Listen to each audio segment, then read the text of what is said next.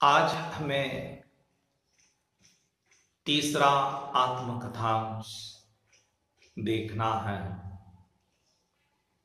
या तीसरे आत्मकथांश का अध्ययन करना है। बच्चों, आज हमें जिस तीसरे आत्मकथांश का अध्ययन करना है उसका शीर्षक है टुकड़े टुकड़े दास्तान।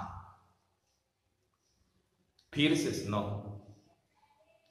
आज हमें जिस आत्मकथांश का अध्ययन करना है उसका शीर्षक है टुकड़े टुकड़े दास्तान। दास्तान शब्द का अर्थ होता है कहानी, टुकड़ा टुकड़ा कहानी। बच्चों, ये आत्मकथांश हिंदी के प्रसिद्ध लेखक अमृतलाल नागर का प्रसिद्ध आत्मकथांश है।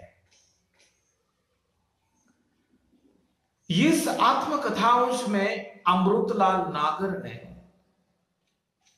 अपने स्वयं के लेखकीय जीवन के उतार चढ़ाव को, अपने स्वयं के जीवन में आए हुए खट्टे मीठे अनुभवों को प्रस्तुत करने का काम किया है। बच्चों, मैंने आप लोगों से इसके पहले भी कहा है कि प्रत्येक मनुष्य का जीवन इतना सरल नहीं है, इतना सहज नहीं है। जहां मनुष्य का जीवन है वहां उतार चढ़ाव है, फूल भी है, कांटे भी है, और उसी के साथ हमें जीना है। बच्चों, ये अमृतलाल नागर का जन्म उत्तर प्रदेश के आगरा में एक गुजराती ब्राह्मण परिवार में हुआ था। बच्चों, आगरा का नाम सुनते ही हमारे सामने यमुना नदी के किनारे पर बसा हुआ ताजमहल उसकी याद आ जाती है। मैं तो यह कहूंगा कि अमृतलाल नागर भाग्यशाली है। आगरा जैसे शहर में उनका जन्म हुआ। अमृतलाल नागर के पिताजी का नाम राजाराम नागर। और एक बात है, लेखक अमृतलाल नागर की पढ़ाई हाई स्कूल तक हुई। बच्चों, इस आत्मकथांश में यानी संपूर्ण आत्मकथांश में अमृतलाल नागर लेखक कैसे बने, बस इसी विषय को लेकर है। संपूर्ण आत्मकथांश में अमृतलाल लेखक कैसे बने इसका ही वर्णन है, इस विषय का वर्णन है। बच्चों, अमृतलाल के पिताजी की इच्छा थी, कभी कभी लाड़ प्यार में पिताजी अमृतलाल को आशीर्वाद देते थे और कहते थे कि मेरा अमृत जज बनेगा। क्या बनेगा? जज। कालांतर में पिताजी की इच्छा स्वयं की इच्छा बन गई। बच्चों, जब भी कोई लड़का बचपन से ही कुछ बनने की ठान लेता है ना, वह आगे चलकर वही बन जाएगा, ऐसी बात नहीं है। परंतु एक बात निश्चित है कि जो भी कुछ लड़के अपने जीवन में बन जाते हैं या करियर करते हैं, तो उसके लिए उसके परिवार की स्थिति, उसके पास पड़ोस या आसपास का वातावरण जैसा होगा, उस लड़के को जिस तरह से उसे विकसित करेगा, उसी तरह उस लड़के का करियर बन जाता है। जैसे कि आप बच्चे तो खेती करके बच्चे हो, खेती में कोई आपके मां बाप फसल बोते हैं, बीज बोते हैं, तो वहां का वातावरण, खेती का आसपास का वातावरण जैसा होगा, उसी तरह से उस बीज अंकुरित हो जाएगा, फसल आ जाएगी। उदाहरण के रूप में मैं बताना चाहता हूं, यदि किसी के घर में संगीत की परंपरा हो, तो उस घर का लड़का संगीत में करियर करता है। कभी कभी किसी के घर में गाने की परंपरा है, आवाज की परंपरा है, तो उस घर का लड़की नहीं तो लड़का ये गाने में अपना करियर करता है। लेखक अमृतलाल नागर ये लेखक बन गए। वो कैसे लेखक बन गए बच्चों? इसका कारण है,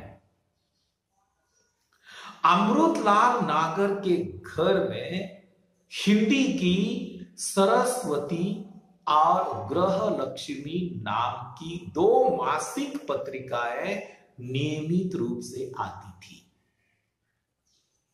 अमृतलाल नागर के घर में हिंदी की 2 मासिक पत्रिकाएं, एक सरस्वती नाम की और दूसरी ग्रह लक्ष्मी नाम की, ये 2 मासिक पत्रिकाएं नियमित रूप से आती थी। बाद में कलकत्ता से प्रकाशित होने वाला साप्ताहिक पाक्षिक हिंदू पंथ भी उनके घर में आया करता था। बच्चों, आप लोग तो ऐसे हैं, 5 रुपए का समाचार पत्र मिलता है, 5 रुपए का, 10 रुपए का मासिक पत्र मिलता है, पत्रिका मिलती है, साप्ताहिक मिलता है। मुझे नहीं लगता है कि आप लोगों ने अपने जेब में से 10 रुपए या 5 रुपए वर्तमान पत्र के लिए खर्च किए, खरीद कर लिया, घर पर गए और पढ़ते रहे। कुछ बच्चे हो सकते हैं पढ़ने की आदत होती कुछ बच्चों को। बच्चों,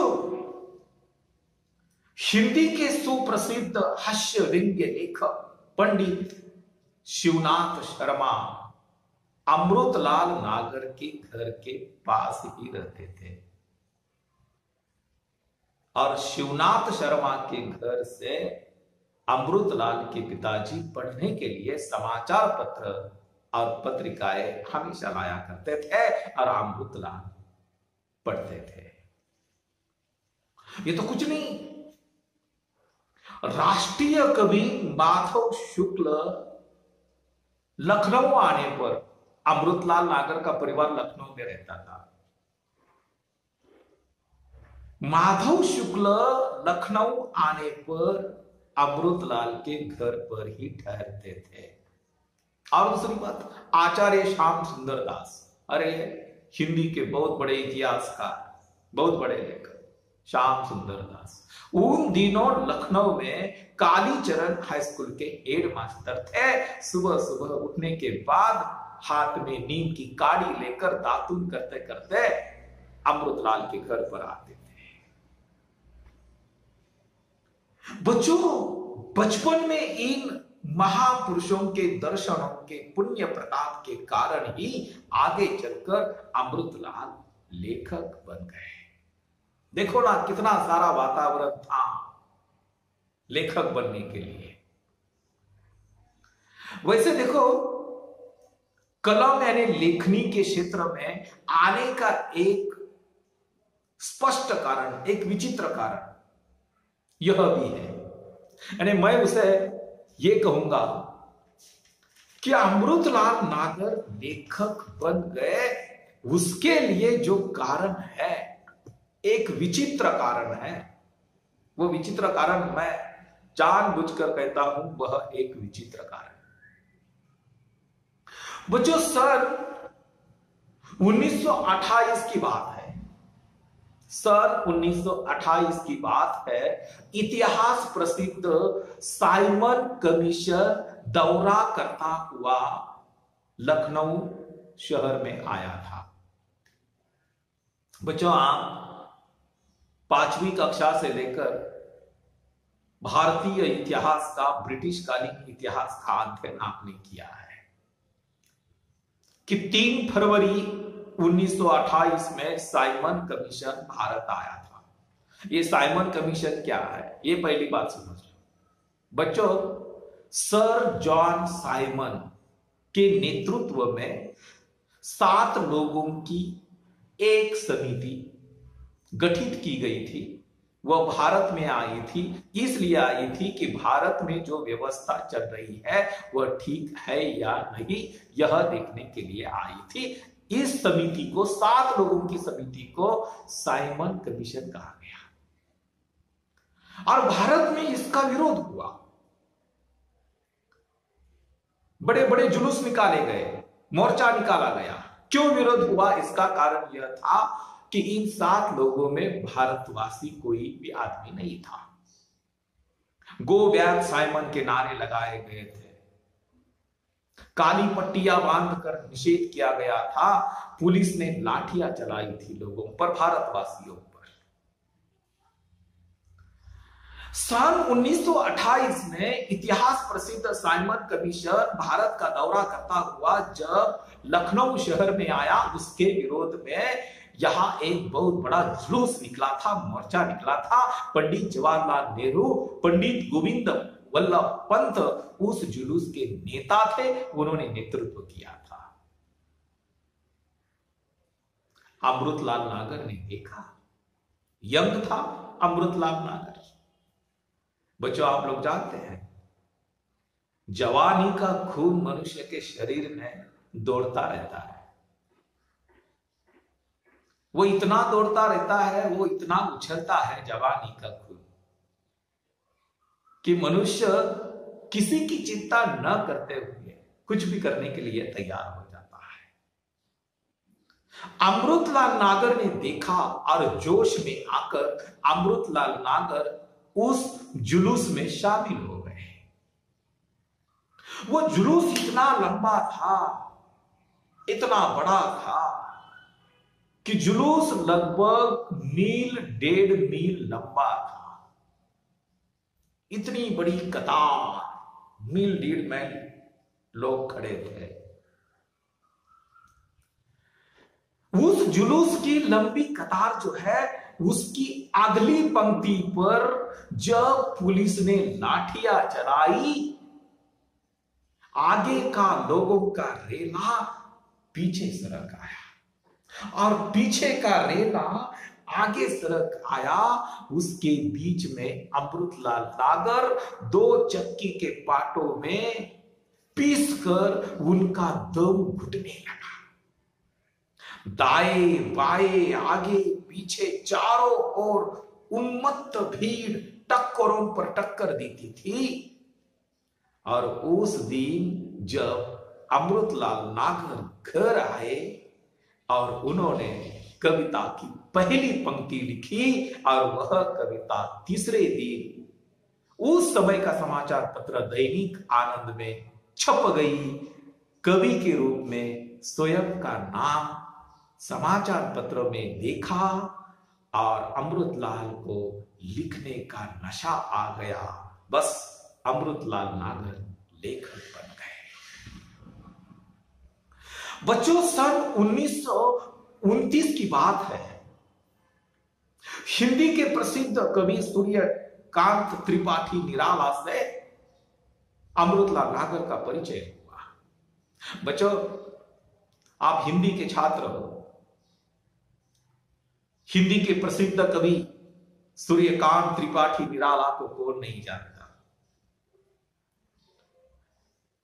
1929 में सूर्यकांत त्रिपाठी निराला से अमृतलाल नागर का परिचय हुआ और निराला के व्यक्तित्व ने अमृतलाल नागर को अधिक प्रभावित किया। बच्चों, उस समय लखनऊ में हिंदी के प्रसिद्ध लेखक मिश्र बंधु वहां रहा करते थे। मिश्र बंधु हिंदी के प्रसिद्ध कवि, प्रसिद्ध लेखक, ये तीन भाई थे। एक गणेश बिहारी, श्याम बिहारी और सुखदेव बिहारी। उनके घर भी कभी कभी अमृतलाल नागर जाया करते थे, उनके दर्शन लिया करते थे। और सन 1929 और 30 तक अमृतलाल के मन में यह बात एकदम स्पष्ट हो चुकी थी कि वे लेखक ही बनेंगे। बच्चों, और एक बात है, काशी में उन दिनों अनेक महान साहित्यकार रहा करते थे। काशी विद्वानों की नगरी, उस समय हिंदी के कई ऐसे लेखक, कई विद्वान, कई पंडित काशी में रहा करते थे। और काशी में अमृतलाल नागर का जाना आना था। उनकी मुलाकात प्रसिद्ध लेखक शरत चंद्र चट्टोपाध्याय से हुई। और जिस समय अमृतलाल नागर का परिचय या मुलाकात शरत चंद्र चट्टोपाध्याय जैसे लेखक से उनका परिचय हुआ, तो अमृतलाल को एक स्फूर्ति आ गई।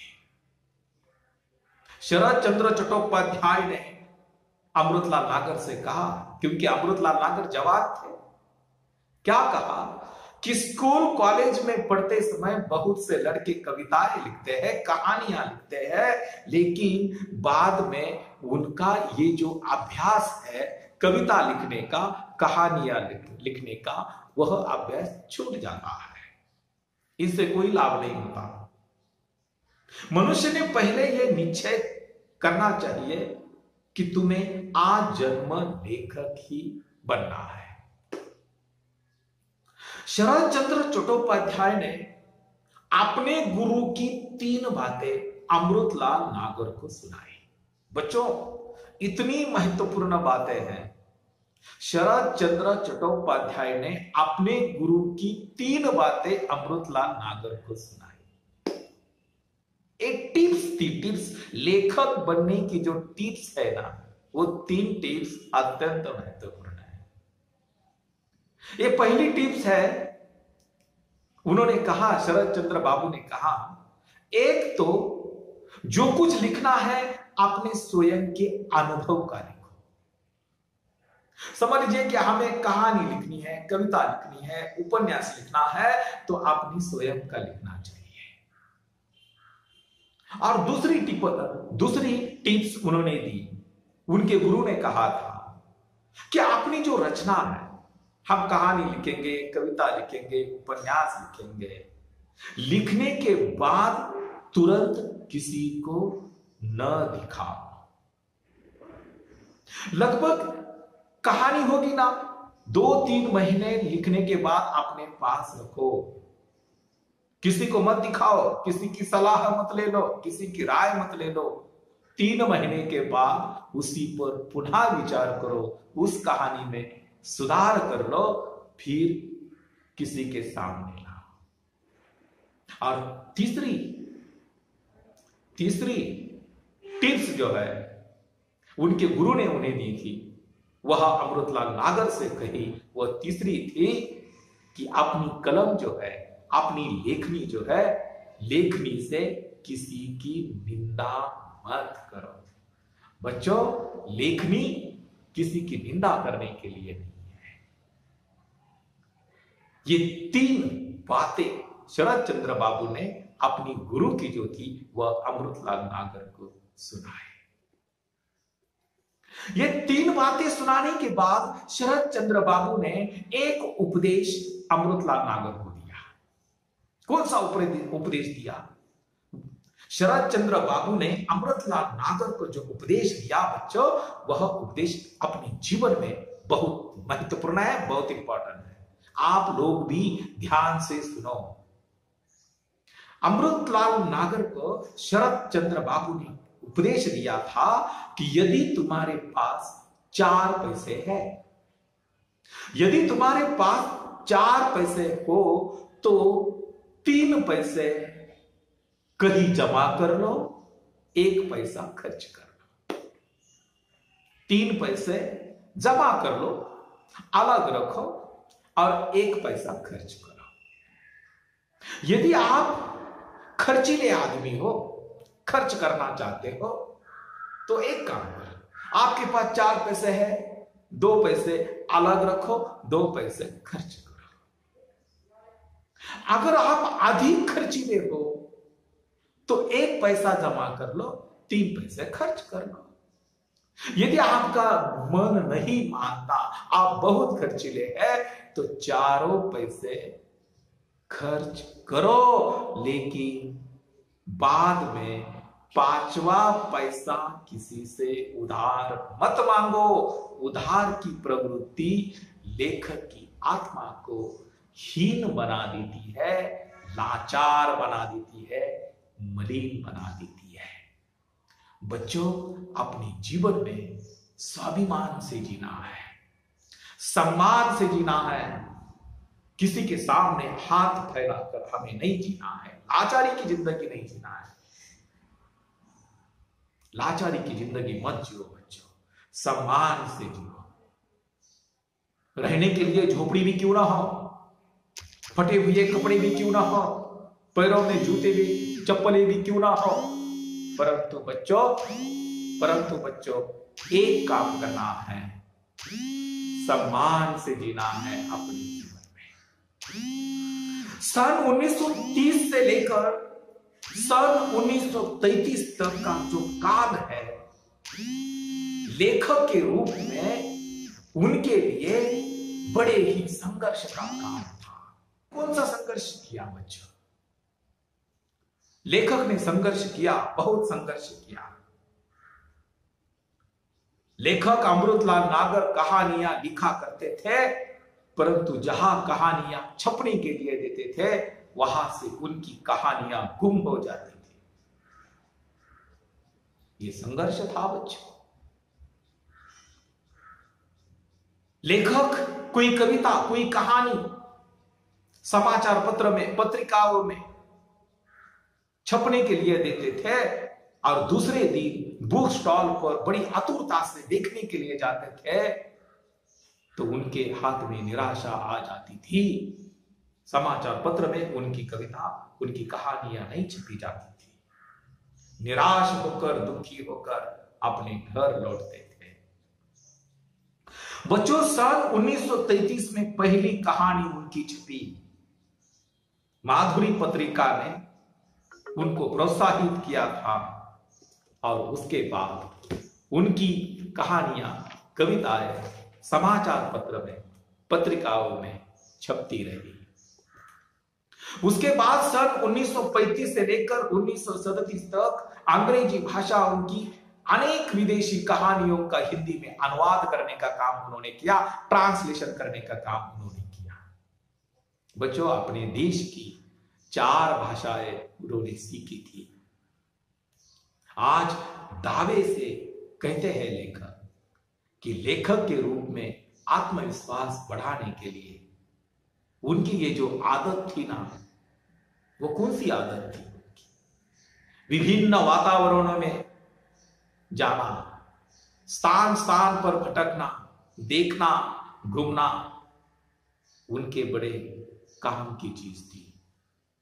मनुष्य लेखक बनता है, कवि बनता है, इतनी सहजता से नहीं बनता बच्चों। लेखक या कवि हो या उपन्यासकार हो या नाटककार हो या साहित्यकार हो, वो जो बनता है वह 4 दीवारी के अंदर बैठकर नहीं बन सकता, क्योंकि साहित्य में समाज का प्रतिबिंब होता है, समाज का चित्रण होता है, सामाजिक जीवन का चित्रण होता है। इसीलिए कवि हो, साहित्यकार हो, लेखक हो, उनको समाज के सामने समाज को देखना है, खुली आंखों से देखना है, अनुभव कर लेना है, संवेदना जताकर अपनी कविता में उसे लिखना होता है। और तभी मनुष्य कवि बन जाता है, लेखक बन जाता है। अमृतलाल नागर भी अपने जीवन में जो लेखक बन गए, उसके पीछे उनकी मेहनत है, उनका संघर्ष है। और लेखकीय जीवन में भी उन्हें कितना संघर्ष करना पड़ा, यहां इस आत्मकथा में उन्होंने वर्णन किया है। लेकिन एक बात निश्चित है कि लेखक बनने के लिए भी कोई ना कोई आसपास का वातावरण, प्रोत्साहित करने वाले कोई हाथ, कोई आशीर्वाद के हाथ सिर पर होना आवश्यक है। अमृतलाल नागर के आसपास का वातावरण उसी प्रकार का था, साहित्यिक वातावरण था। बड़े बड़े साहित्यकारों से उनकी मुलाकात हुई थी, उनसे उन्होंने प्रेरणा ली थी। अनेक वर्तमान पत्र, साप्ताहिक, पाक्षिक, मासिक पढ़ते थे। वहां से प्रेरणा लेकर अमृतलाल नागर लिखने लगे, प्रेरित हो गए, कवि, लेखक, उपन्यासकार के रूप में प्रसिद्ध हो गए।